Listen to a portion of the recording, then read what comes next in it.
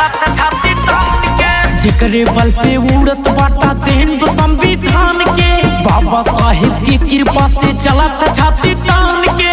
देश विदेश में चर्चा बाटे भीमवादी टीम के, टीम के। तू होवा दीवाना चाहे जेकर हम तो वही जय भीम के, वही जय भीम के। तू होवा दीवाना चाहे जेकर हम तो वही जय भीम के, तो वही जय भीम के।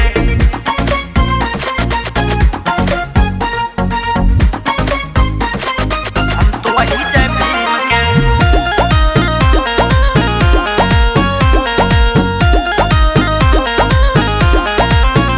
बाबा भीम के इतना मानी जितना कीमत हमारे जान के बा, जेकरे बल पे उड़त बाटा देन